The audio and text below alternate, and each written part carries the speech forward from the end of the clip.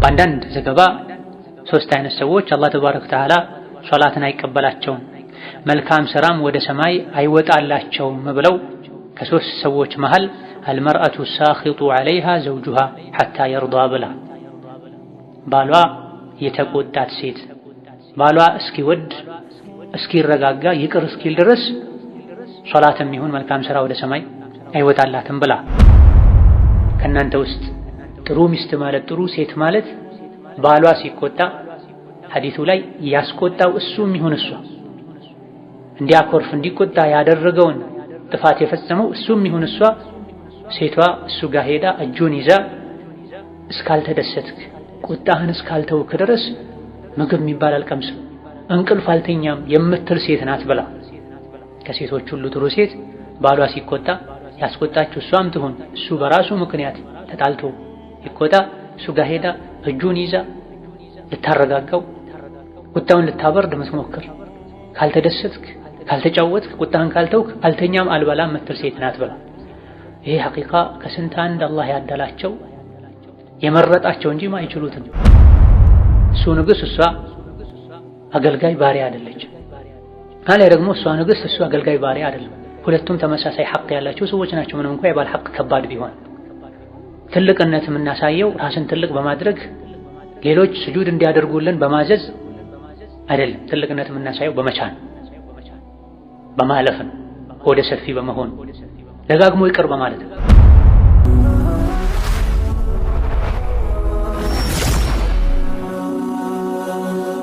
ሰብስክራይብ በማድረግ ቤተሰብ ይሁኑ። 26ኛው ሐዲስ ባቡ ለዕኒል መላኢከቲ ሊመን ተህጁሩ ፊራሸ ዘውጂሃ ለዕኑል መላኢከቲ መላኢኮች እንደሚረግሙ ሊመን ተህጁሩ ፊራሸ ዘውጂሃ የባሏን ፍራሽ የባሏን አልጋ ምትርቅን ሴት መላኢኮች እንደሚረግሙ ሐታ ቱስቢሐ እስኪነጋ ድረስ አው ተርጂዐ ወይም ተጸጽታ ወደ ባሏ ፍራሽና አልጋ እስክትመለስ ድረስ መላኢኮች እንደሚረግሟት የሚያሳይ ሐዲስ የተቀመጠበት ባብ ነው አሉ።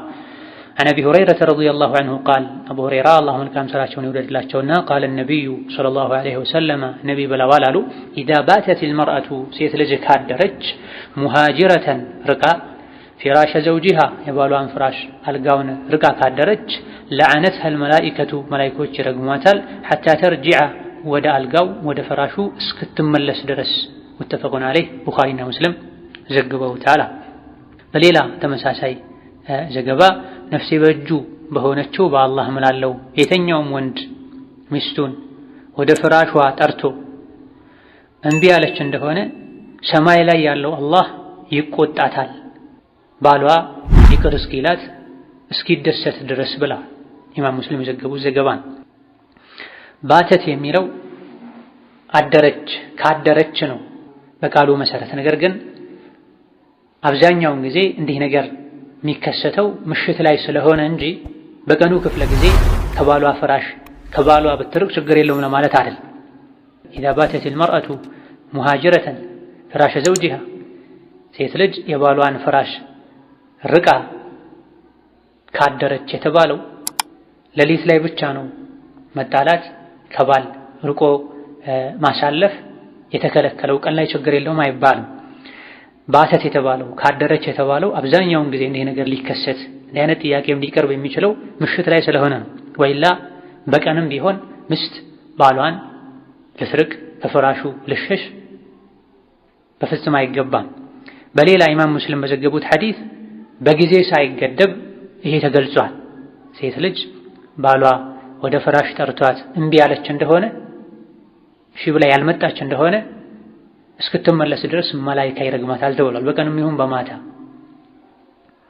በማታ የተባለው ጋልቡን አብዛኛውን የሰዎችን ሁኔታ ከግምት ውስጥ በማድረግ ይበልጥ ደግሞ ጸቡ መጣላቱ ሊከር የሚችለው በማታ ሲሆን ስለሆነ ቀን ላይ ከሆነ ለአጭር ጊዜ ነው ሊኖር የሚችለው። ባል ተቆጥቶ ውጪ ሊወጣ ይችላል፣ ስራ ሊሄድ ይችላል። ጸቡ ያን ያክል አይከርም። ምሽት ግን ከሆነ ምሽትም ፈተናው እምቢ የማለቱ የመራቁ መዘዝ የከፋ የሆነ አደጋም ሊከተለው ይችላል። ስሜቱን መቆጣጠር የማይችል ሆኖ የኃይል እርምጃውን ከመውሰድ ቢፈልግ እንዲህ አይነቱ ችግር የሚከሰተው ቀን ላይ ሲሆንና ማታ ላይ ሲሆን ይለያያል። ከዚህ የተፈለገው ሴት ልጅ በየትኛውም ሰዓት ለባሏ ራሷን አሳልፋ መስጠት ራሷን ዝግጁ ማድረግ እንዳለባት አይ ካለች ግን የመላኢካ እርግማንን የአላህን ሰማይ ላይ ያለውን የአላህን ቁጣ ያስከትላል። በአንዳንድ ዘገባ 3 አይነት ሰዎች አላህ ተባረከ ወተዓላ ሶላትን አይቀበላቸውም መልካም ስራም ወደ ሰማይ አይወጣላቸውም ብለው ከ3 ሰዎች መሃል አልመርአቱ ሳኺጡ ዐለይሃ ዘውጁሃ ሐታ የርዳ ብላ ባሏ የተቆጣት ሴት ባሏ እስኪወድ እስኪረጋጋ ይቅር እስኪል ድረስ ሶላትም ይሁን መልካም ስራ ወደ ሰማይ አይወጣላትም ብላ። ስለዚህ በቂ ሸሪዓዊ ምክንያት እስከሌለ ድረስ ሴት ልጅ ከባሏ አልጋ ፍራሽ መኝታ ልትርቅ አይገባም። በሆነው ባልሆነው በተጣሉ ቁጥር ሚስት ከባሏ አልጋ ምሸሽበት ባል ከሚስቱ አልጋ የሚርቅበት ሁኔታ አለ። ነዓም ሴት ልጅ በተደጋጋሚ ካጠፋች ተመክራ እምቢ ካለች ባል መኝታ መለየት እንደሚችል ተነግሯል። መጀመሪያ እዛው መኝታ ቤት ሆኖ ቦታ በመለየት ጀርባ በመስጠት ፊት በመንሳት በዚህ ካልተስተካከለች ክፍል በመለየት ማረም እንደሚችል ተነግሯል። ወላ ተህጁር ኢላ ፊል በይቲ ቤት ውስጥ ሆነህ እንጂ አትራቅ ብሏል ነብዩ ሰለላሁ ዐለይሂ ወሰለም። ጭራሽ ሲቆጡ ቤት መግባት የሚያቆሙ ከሆነ ይስተት አላሁመ ኢላ መግባቱ ትልቅ አደጋ የሚያስከትል ከሆነ ከገባ ለህይወት ለአካል የሚያሰጋ ችግር የሚከሰት ከሆነ በሷ በኩል ይሄኔ መፍትሄ እስኪያገኝ ድረስ ቤተሰብ ጋር ቢሆን ችግር አይኖርም። ነገር ግን እዚህ ደረጃ የደረሰ ጸብ ችግር ሳይኖር ከሚስቱ ጋር ስለተጣላ ብቻ ወንድ ልጅ ቤት መራቅ የለበትም። በተቃራኒው ደግሞ ሴት ልጅ ከባሏ ስለተቀያየመች ያስቀየመው እሱም ይሁን እሷ ካልጋ ልትርቅ አይገባም። ክፍል መለየት አይደለም ፍራሽ አልጋ ልትለይ ልትርቅ አይገባም። ሸይጣን ይሄን ይፈልጋል፣ ሊያራርቃቸው ሊያቆራርጣቸው ቤቱን ሊያፈርስ። ከባድ ወንጀል ስለሆነ ይሄን የምታደርግ ሴት መላኢካ እንደሚረግማት ሰማይ ላይ ያለው አላህ እንደሚቆጣት ተነግሯል። የተቆጣው ያኮረፈው ከፍራሽ የራቀው እሱ ከሆነ የመላኢካ እርግማኑ የአላህ ቁጣው አይኖርም እሷ ላይ። ነገር ግን በበጎ ፈቃደኝነት ሙሉ ከመሆን በልጦ ከመገኘት አንፃር እሷ ተከትላው ልትሄድ ልታረጋጋው እንዲደሰት ቁጣውን እንዲተው ልታደርግ ይገባታል።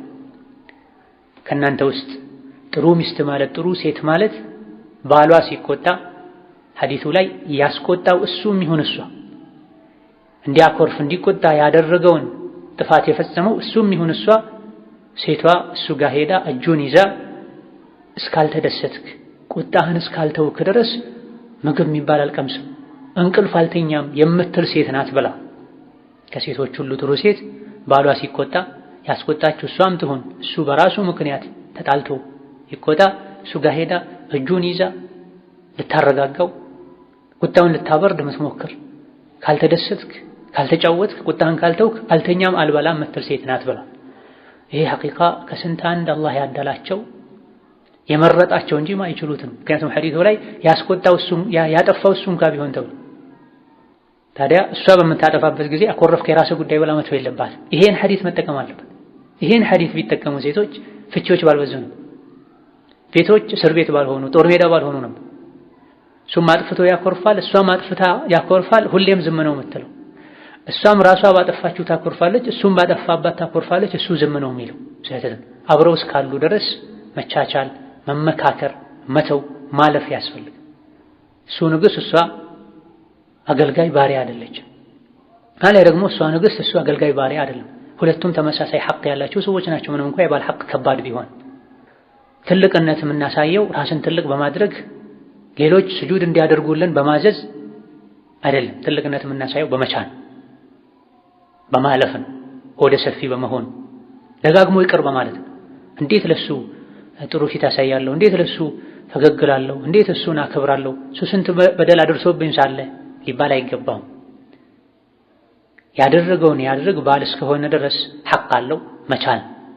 በሌላ በኩል ደግሞ በጸብ በመጣላት ከሚያገኙት ጥቅም ይልቅ ይቅር በማለት በመቻል ፈገግ በማለት በማለፍና ቻይ በመሆን ማግኘት ይቻላል። አላህ ተባረከ ወተዓላ በልስላሴ በለዘብተኝነት ይሰጣል፣ ያሳካል፣ ያገራል። በዑንፍ በኃይል በጉልበት ማይሰጠውን ማያገራውን ያክል ወላ ነብዩ ሰለላሁ ዐለይሂ ወሰለም ሊዳ እሱ ከሆነ ከፍራሽ ለመራቁ ሰበብ የሆነው እሱ ራሱ ከሆነ ጥሎ የሄደው ይሄኔ የራቀው እሱ ነው። አሊያ ደግሞ ዘርቤ ከዚህ ብሎ አባሮ ከሆነ ያራቀው እሱ ነው።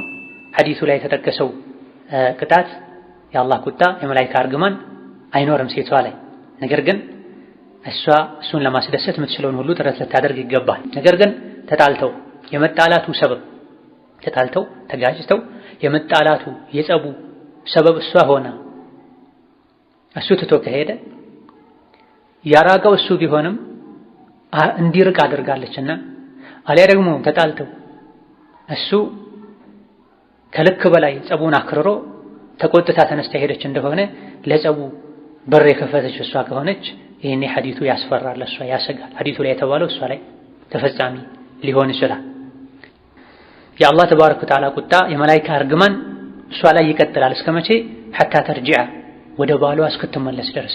አንዳንድ ዘገባዎች ላይ እስኪነጋ ድረስ አላህ ይቆጣታል።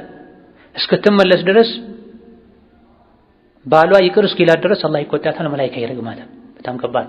ሳምንት ሙሉ 15 ሙሉ ወር ሙሉ ለወራት ለዓመታት ባላቸውን ዘግተው ባላቸውን አስቆጥተው የሚኖሩ ከቤት ወጥተው ኒካህ ያለ ከቤት ወጥተው ይኖራል። ከኢማን በፊት ከሸሪዓ እውቀት በፊት አቅል እንኳን ይሄን አይቀበልም። ኒካህን የሚያክል ውል ተሸክሙ ከባርቆ መኖር ተገቢ አይደለም። ችግር ካለ ችግሮችን ለመፍታት መሞከር። ከተጣላችሁ ከሱም ከሷም ሽማግሌ ሐከም ዳኛ ላኩ ብሎ አላህ ተባረከ ወተዓላ ያን መንገድ ነው መከተል ያለባት እንጂ ሴት ልጅ የሆነ ነገር በገጠማት ቁጥር ችግሩ ምንም ከባድ ይሁን እንዲሁ ጥላ ወጣ ከባሏ ጋር ተኮራርፋ ተዘጋግታ ስትኖር አይገባም። በቂ ጥፋቶችን አጥፍቶ ከሆነ ከዛ በፊት መወሰድ ያለባቸው እርምጃዎች አሉ። ሽማግሌ መላክ፣ እሱን መምከር፣ ማስመከር፣ የሚችሉትን ያክል ነገሩን ለማሳለፍ መሞከር። ይሄ ሁሉ አማራጭ ምንም ካልጠቀመ መፍትሄ ካልሆነ ይህኔ ሴት ልጅ ከቤት ለመውጣት ተገድጃለሁ አልተገደድኩም ብላ ሸሪዓን ጠይቃ ፈትዋ ጠይቃ መውጣት መቻልበት ሁኔታ ሊኖር ይችላል። ነገር ግን በተጣሉ ቁጥር በተበሳጩ ቁጥር ቤት ጥሎ መውጣት አይደለም ከፍራሽ እንኳን ርቆ ማደር የአላህን ቁጣ ያስከትላል፣ የመላእክትን እርግማን ያስከትላል። ለዓን ማለት ከአላህ ረሕመት መራቅ ማለት ነው።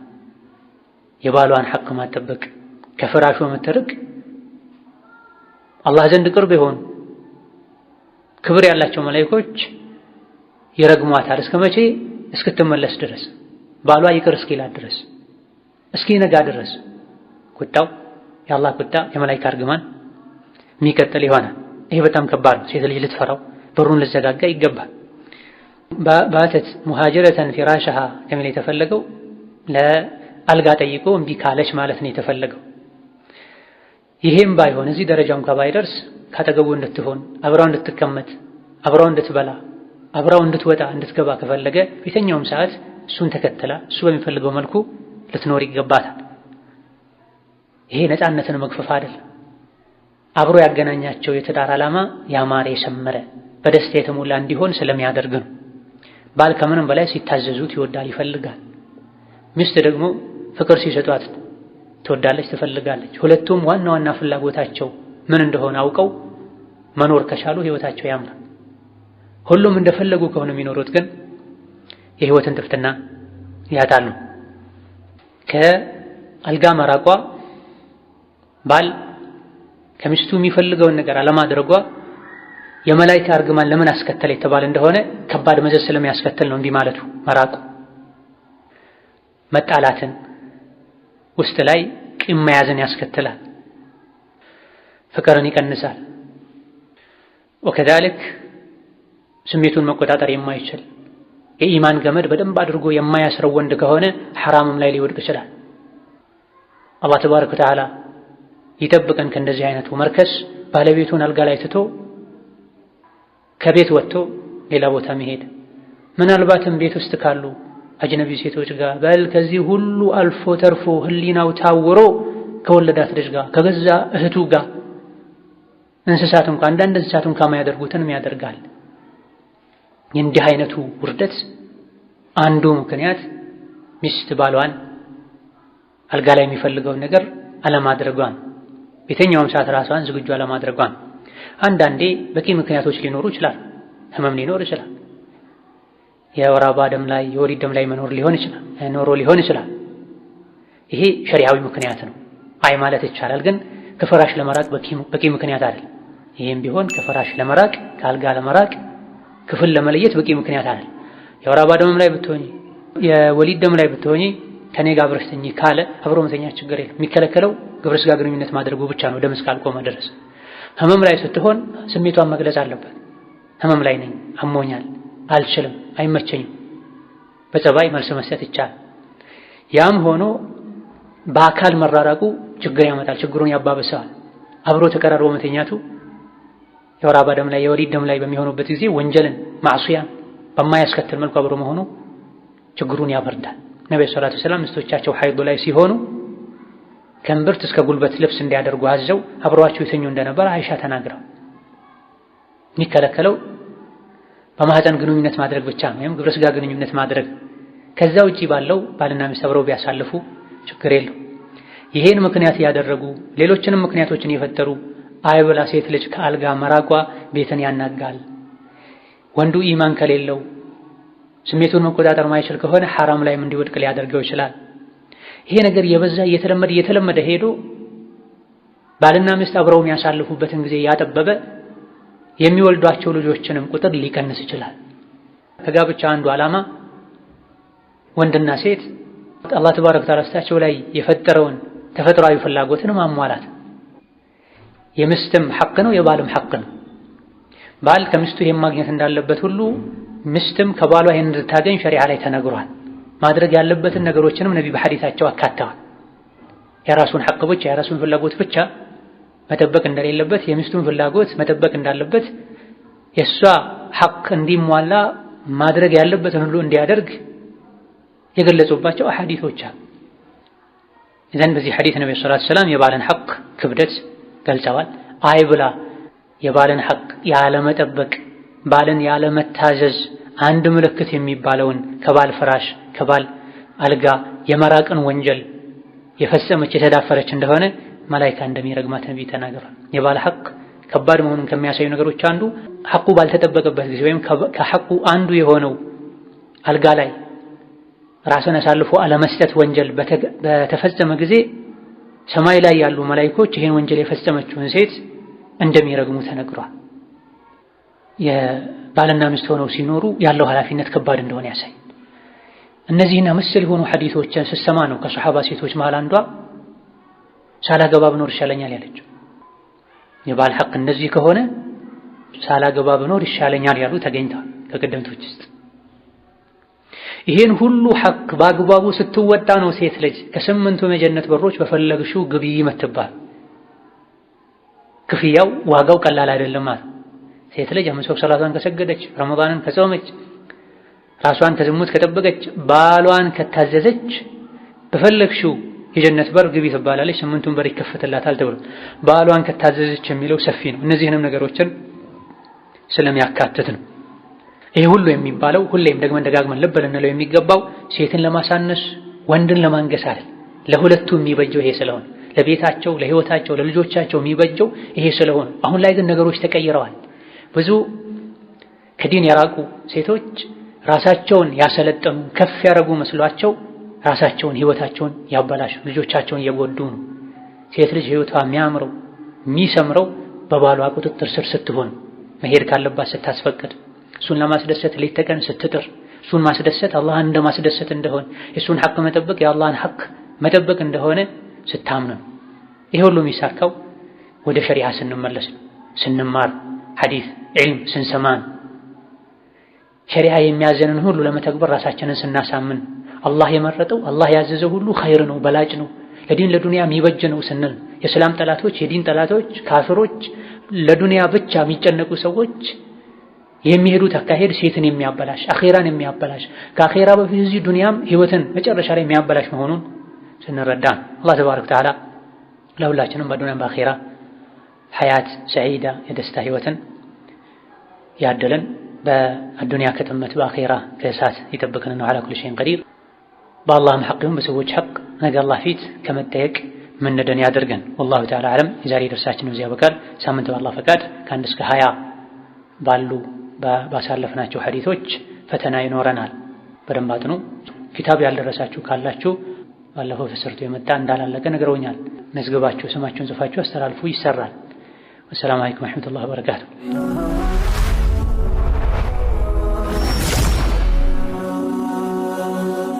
ሰብስክራይብ በማድረግ ቤተሰብ ይሁኑ።